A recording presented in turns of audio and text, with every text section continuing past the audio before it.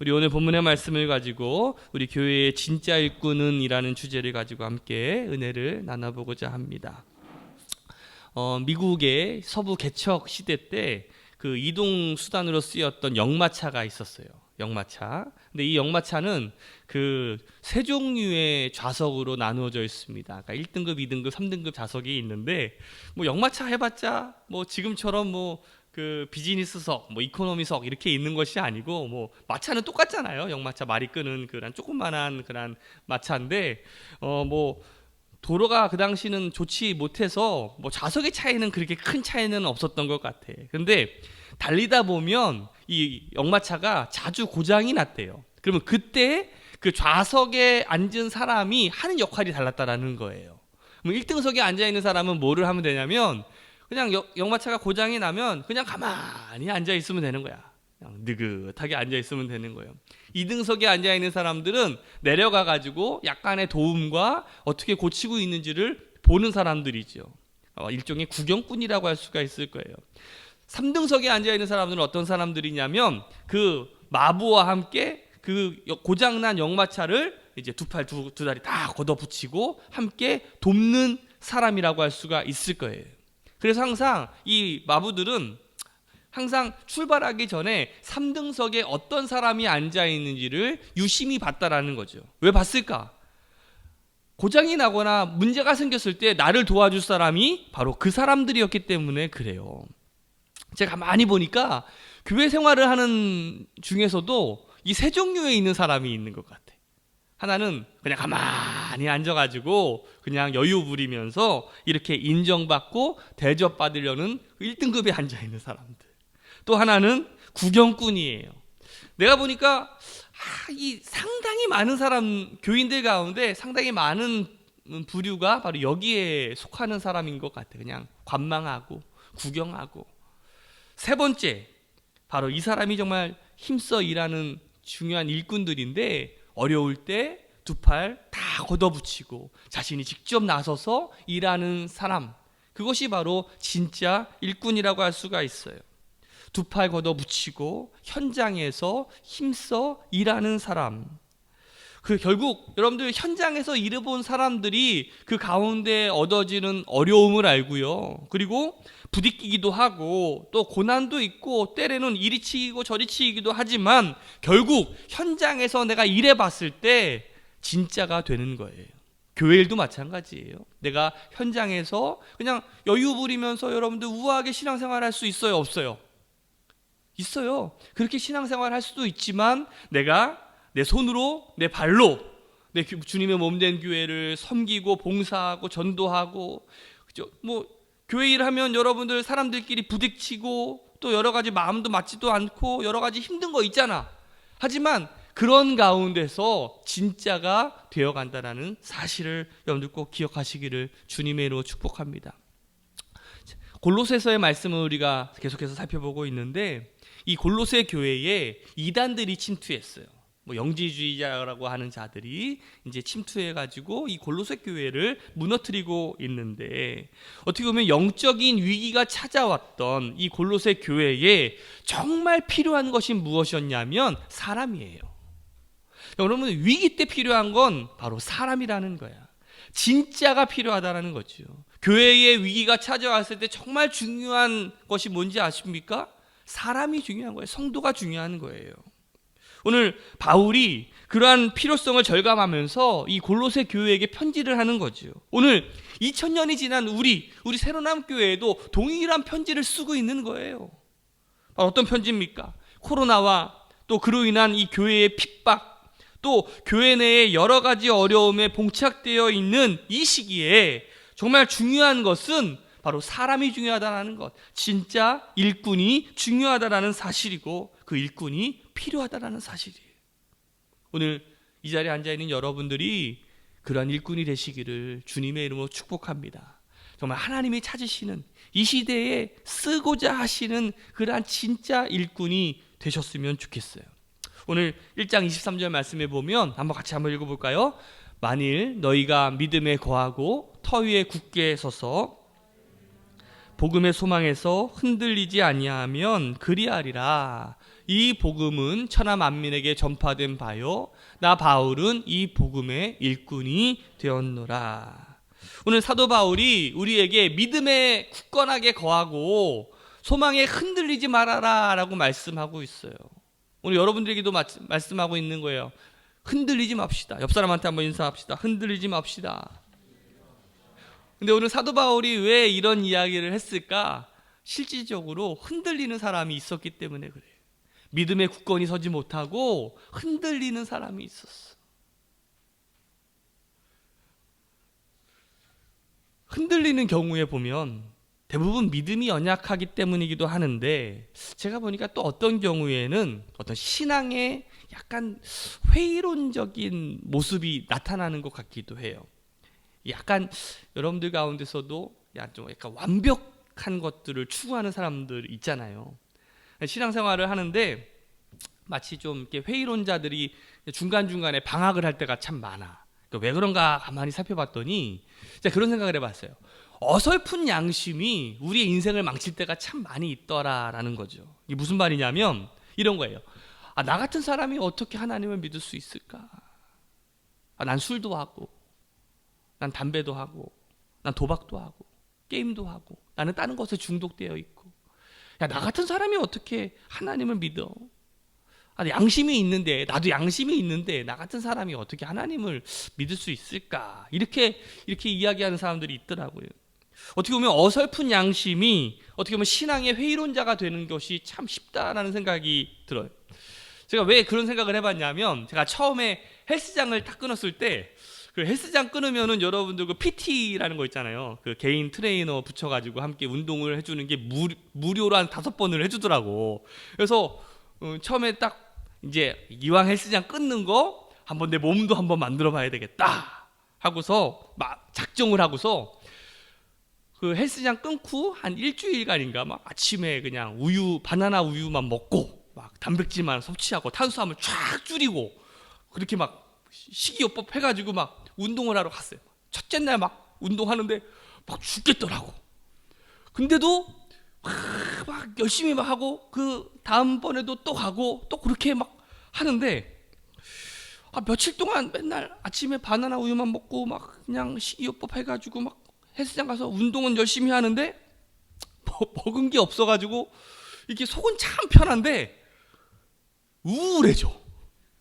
막 기분이 막 우울해져. 탄수화물을 많이 안 먹으니까 이게 사람이 뭔가 이렇게 우울해지는 거야. 그게 그 트레이너가 저랑 얘기를 하다가 그런 얘기를 했어요. 제가 막 이제 갑자기 막 식이요법하고 막 하고 하니까 저한테 그런 얘기를 하는 거예요.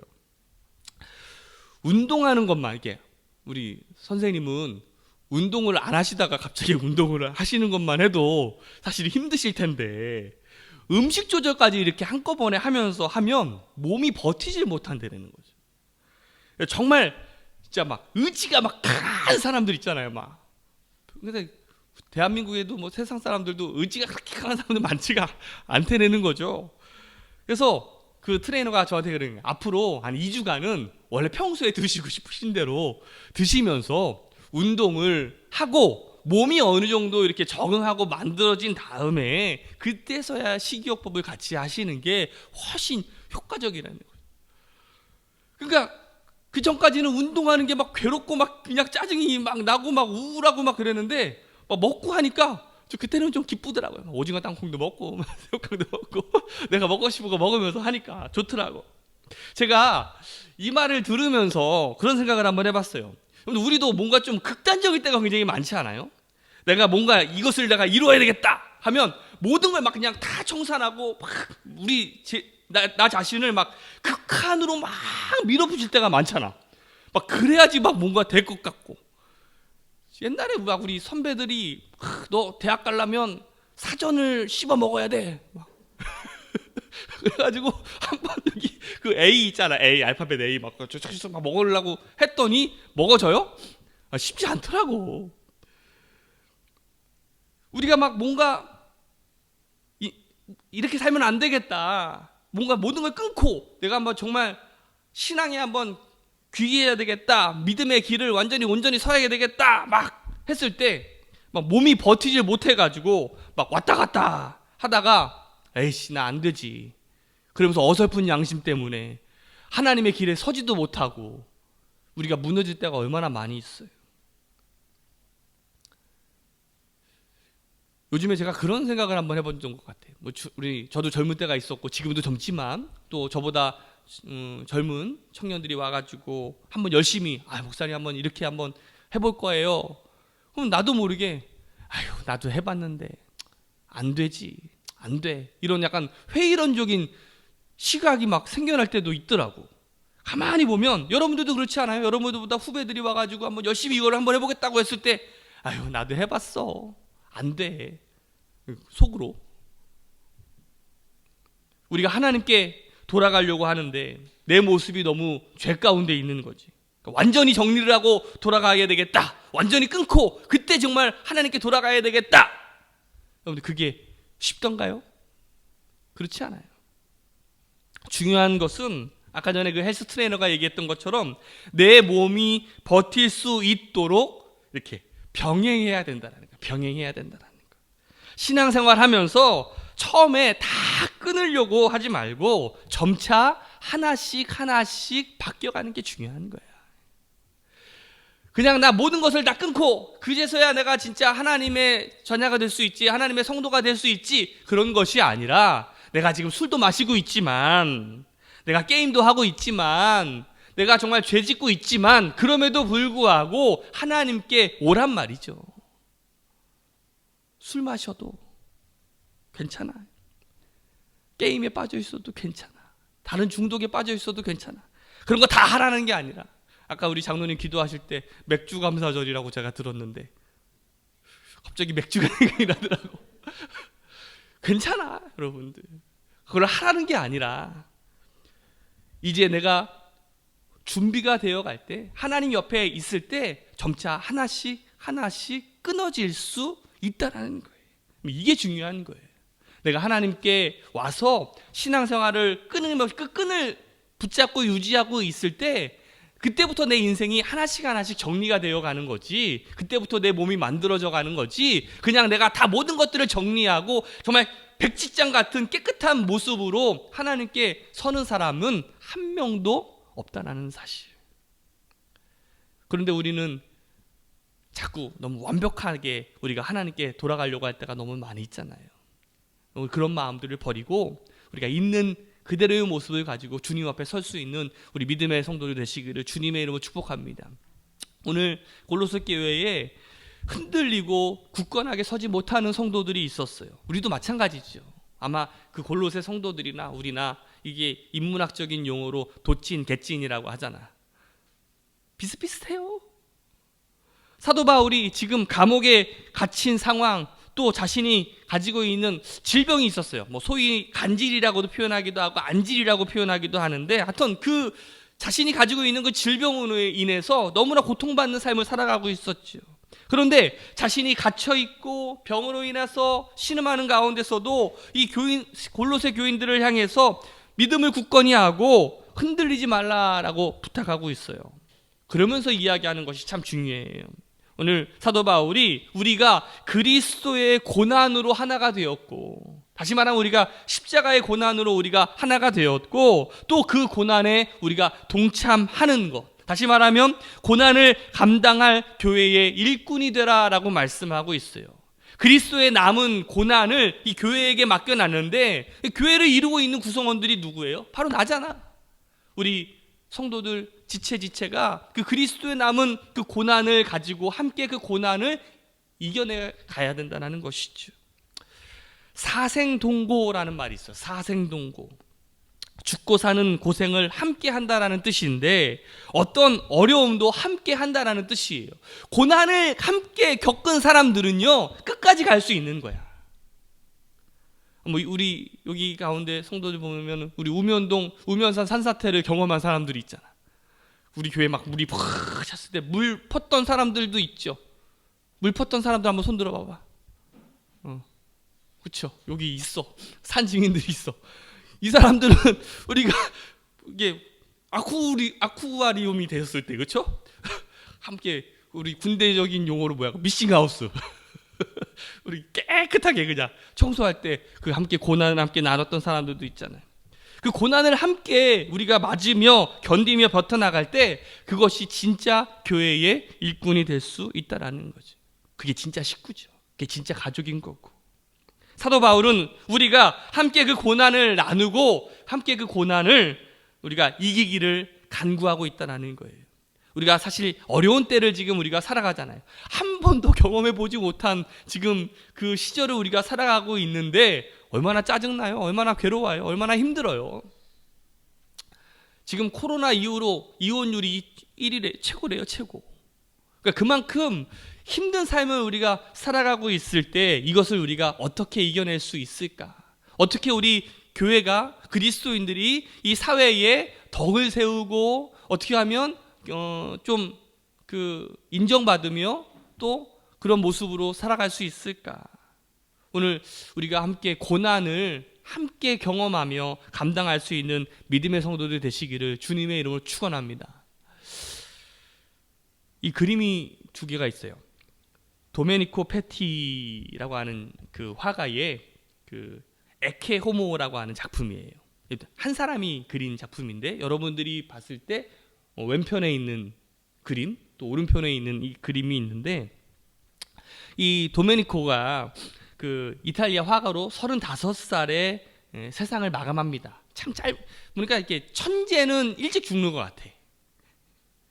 1613년에서 1621년 사이에 예수님의 비유에 대한 그림을 참 많이 그렸는데 그 중에 이제 특별히 이제 에케오모라고 하는 이게 이 사람을 보라. 그런데 빌라도 법정에서 그러니까 예수님을 향해서 이 사람을 보라라고 했던 그 말을 표현하면서 그림을 그렸는데 이 에케오모라고 하는 그림이 굉장히 많이 있어요. 그런데 이 도메니코의 그림 가운데 이 두 그림이 굉장히 유명한데요. 여러분들 한번 그림을 한번 잘 보세요. 여러분들 가운데 이 왼편에 있는 그림하고 오른편에 있는 그림하고 어떤 그림이 좀 더 마음에 와 닿으세요?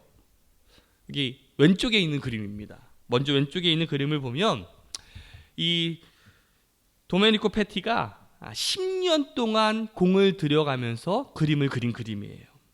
지금 이탈리아 피렌체의 우피치 미술관에 유명한 굉장히 그 르네상스 시대의 유명한 그림들과 함께 전시가 되어 있어요. 반면에 오른쪽에 있는 그림을 보면 이 작품은 아까 전에 10년 동안 그림을 만들었던 완성된 작품보다 먼저 5년 전에 그렸던 작품이에요. 습작이라고 하죠. 막 미리 한번 그려보는 그림들. 그런데 이 그림은 그다지 뭐 주목받지 못하고 헐값에 이 독일에 팔려 나갔다가 그 처음에 뒤셰베르크 미술관에 이제 소장되었다가 현재는 비르츠부르크의 그 레지던트 궁전의 한 복도에 이렇게 그림에 그려져 있는 거예요. 마치 저기에 있는 저 우리 교회에 있는 저 그림처럼 그냥 아무 쓸데없는 곳에 그냥 하나 딱 하니 걸려 있는 그림이죠. 그런데 그 두 그림 가운데 왼편에 있는 그림보다 그 오른편에 있는 이 습작이 훨씬 더 유명합니다. 그러니까 왜 그러냐면 이 그림을 보고 인생을 바꾼 사람들이 많기 때문에 그래요. 1719년에 그 진젠도르프 백작이 유럽을 여행하던 중에 이 그림 앞에 서게 되는 거야. 우리 새로남교회 성도들도 가만히 있다가 어느 날 갑자기 저 그림 앞에 딱 섰을 때 뭔가 이게 영감이 오고 뭔가 오는 것처럼 이 진젠도르프 백작이 저 그림을 딱 보는 순간에 그 밑에 글이 조금 쓰여 있어요. 여기 밑에 쭉 글이 뭐 쓰여 있는데 그 글이 무슨 글이냐면 이런 글이에요. 나는 너를 위해 목숨을 버렸다. 지금 너는 무엇을? 이라는 그 문구 앞에 가슴이 뭔가 쫙 뜨거워지면서 어떤 뭉클함과 회심을 경험하게 됩니다. 이 진젠도르프 백작 고백이 이래요. 주님, 오랫동안 당신을 사랑했지만 당신을 위해 한 것이 없습니다. 앞으로는 당신이 이끄시는 것이라면 무엇이든지 하겠습니다. 그 후에 이 진젠도르프 백작하면 얼마나 호화스럽습니까? 얼마나 부유합니까? 그런데 그 호화스러운 삶을 다 청산하고 자신의 집을 교회로 내놓고요. 그리고 그 체코에서 종교박해를 받았던 그 모라비아 교도들을 도우면서 살게 됩니다. 그런데 여러분들, 그 모라비아 교도가 그 기독교 역사 가운데 정말 큰 역할을 하게 되는데요. 영국 성공회의 목사로 그 미대륙 선교를 위해서 배에 오르던 인물이 있었어요. 그 사람이 바로 감리교의 창시자 존 웨슬리입니다. 근데 그 대서양을 건너던 중에 큰 폭풍우를 만나게 되죠. 그래서 난리가 나요. 난리가 나는데, 그래서 죽음의 위협에 놓여 있으니까 얼마나 두렵고 떨려. 그런데 배 한편에서 정말 평안하게 찬송을 부르던 무리들이 있는데 그 사람들이 바로 모라비아 교도들이었어요. 존 웨슬리가 그들에게 묻습니다. 여러분들은 죽음이 두렵지 않습니까? 그들이 그렇게 얘기하는 거예요. 잠시 후에 하나님을 만나는데 뭐가 두렵습니까? 이게 어떤 가식적인 그런 멘트가 아니라 정말 진짜 정말 그런 모습으로 대답을 하는 그것을 보면서 이 웨슬리가 충격을 받게 되는 거야. 그리고 다시 영국으로 돌아가게 됐을 때 그 모라비아 교도의 예배에 참석하게 됩니다. 그리고 그곳에서 로마서를 통한 그 의인은 믿음으로 말미암아 살리라 라는 그 로마서의 말씀을 듣고 존 웨슬리가 회심하게 되는 거예요. 그 후에 웨슬리를 통해서 감리교가 만들어지고 수많은 일들이 일어나게 되는 거 아니겠어요? 또 하나의 이야기가 있어요. 이 진젠도르프가 그 그림 앞에 서서 회심한 후 140년 후에 1858년에 독일에 유학을 온 그 영국 출신의 프란시스 리들리 하버갈이라고 하는 여성이 있었습니다. 그 여성이 저 그림 앞에 서는 순간에 큰 감동을 받고서 이런 시를 써요. 내 너를 위해 몸을 주건만 너 무엇 주느냐. 널 위해 몸을 주건만 너 무엇 주느냐. 바로 내 너를 위하여라고 하는 찬송가를 썼던, 이 밖에도 우리가 아까 전에 우리가 예배를 시작하면서 불렀던 나의 생명 드리니, 이 찬송 시를 썼던 바로 그 여성이라고 할 수가 있어요. 걸작을 만들기 위해서 그렸던, 그냥 습작처럼 만들었던 그 그림 한 장이 한 사람의 인생을 바꾸고 역사를 바꾸는 일에 쓰이게 됩니다. 아마 그 누가 그것을 알았을까요?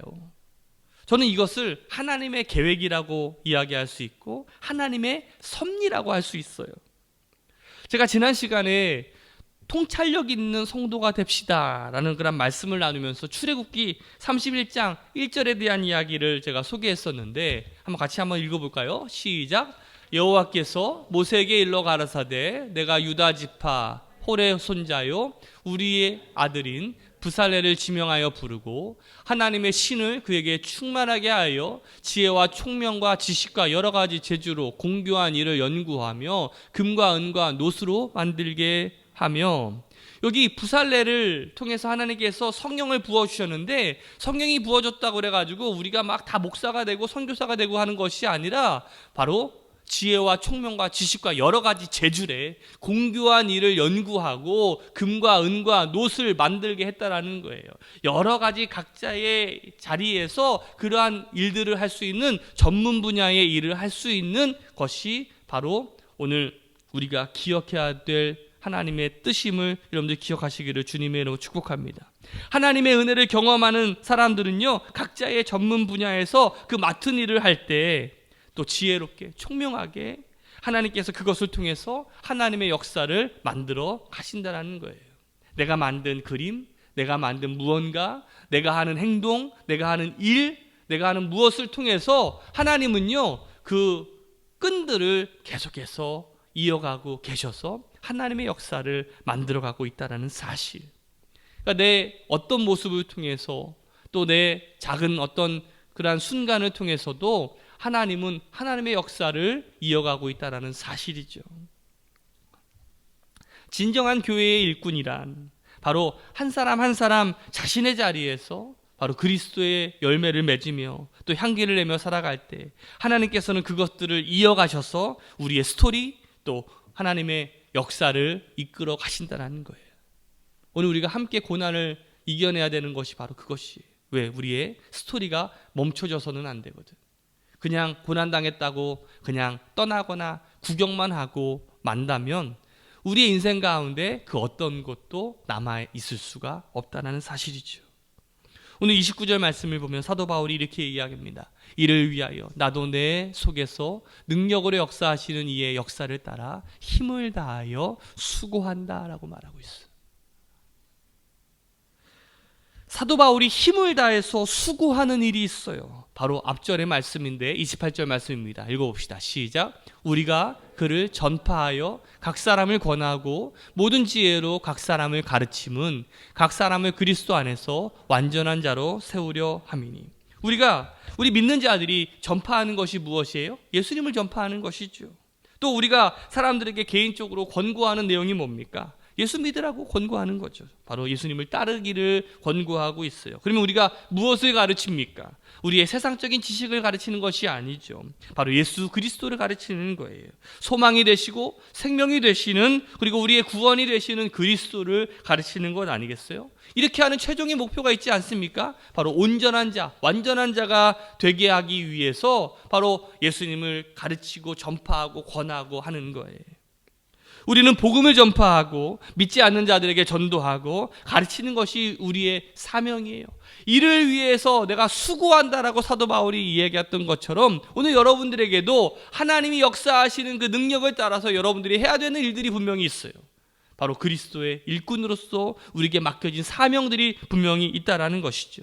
우리는 앞으로 이 골로새서의 말씀을 가지고 온전한 자, 진정한 교회의 일꾼이 되어 주님께서 우리에게 맡기신 그런 사명을 감당할 수 있는 우리 새로운함께 성도들 되시기를 주님의 이름으로 축복합니다. 또한 우리가 더 예수님을 많이 알아가야 되겠죠. 그리고 예수님을 배워야 되겠죠. 그리고 다른 사람을 가르치기 위해서 우리가 성경 공부도 해야 된다고 저는 생각이 들어요. 앞으로 제가 이 코로나 이후에 정말 우리가 모이기 쉽지 않은 시대에, 그리고 정말 바쁜 이 사회생활을 살아가는 가운데 어떻게 해야 될까 하다가 제가 온라인 성경 공부를 좀 해야 되겠다라는 생각이 들었어요. 화상으로 비대면으로 온라인으로 우리가 함께 성경 공부를 좀 해나가면 좋겠다라는 생각이 들죠. 좋겠죠. 저랑 이렇게 화상 통화하면서 성경 말씀 같이 배우면 좋겠죠. 여러분들 표정들이 이렇게 좋지는 않은 것 같아. 하지만 우리가 함께 예수 그리스도를 알고 배우고 또 전파하기 위해서 우리가 함께 그 일들을 해나가시는 우리 성도들 되시기를 주님의 이름으로 축복합니다. 말씀을 마치려고 합니다. 오늘 교회의 진짜 일꾼이 되기 위하여 우리에게 주어진, 우리에게 당한 그 고난을 우리가 함께 이겨내시기를 주님의 이름으로 축복합니다. 우리 옆 사람한테 한번 이렇게 인사했으면 좋겠어요. 우리 함께 이겨냅시다. 살아온 날들보다 살아갈 날들이 훨씬 더 행복할 거예요. 오늘 그러한 은혜가 넘치시기를 축복합니다. 기도하겠습니다.